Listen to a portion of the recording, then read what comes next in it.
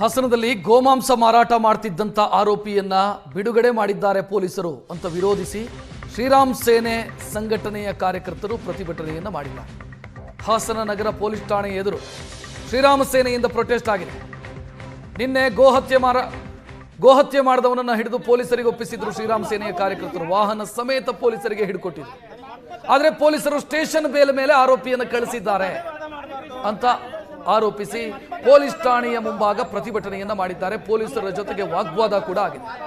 ಕೊನೆಗೆ ಕಾರ್ಯಕರ್ತರನ್ನ ಸಮಾಧಾನ ಮಾಡಿ ಕಳಿಸಿದ್ದಾರೆ ಡಿವೈಎಸ್ಪಿ.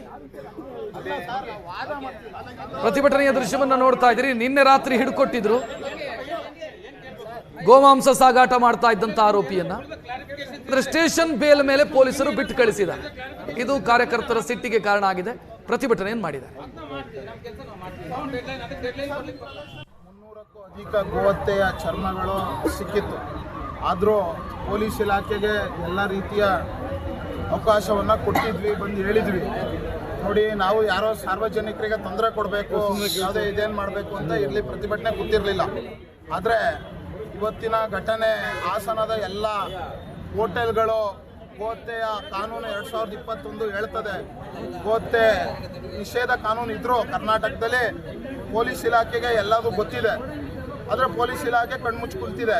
ಈ ಘಟನೆಯನ್ನು ಎಲ್ಲೆಲ್ಲಾಗ್ತಿದೆ ಅಂತ ಇದನ್ನು ಸಾರ್ವಜನಿಕರು ಇವತ್ತು ಹಿಡಿದು ಪೊಲೀಸ್ ಇಲಾಖೆ ಒಪ್ಪಿಸ್ತಾರೆ ಅಂತಂದರೆ ಇದನ್ನು ಪೊಲೀಸ್ ಇಲಾಖೆ ಇಂಟೆಲಿಜೆನ್ಸಿ ಎಷ್ಟು ಫೇಲ್ ಇದೆ ಅನ್ನೋದನ್ನು ಇವತ್ತಿನ ಸರ್ಕಾರ ಮತ್ತು ಜಿಲ್ಲಾ ಉಸ್ತುವಾರಿ ಸಚಿವರು ಕೂಡ ಇದನ್ನು ಗಮನಿಸಬೇಕು.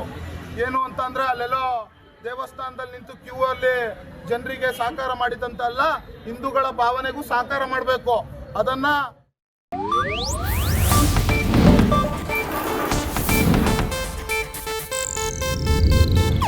ಇದು ಏಷ್ಯಾನೆಟ್ ನ್ಯೂಸ್ ನೆಟ್ವರ್ಕ್ ಪ್ರಸ್ತುತಿ.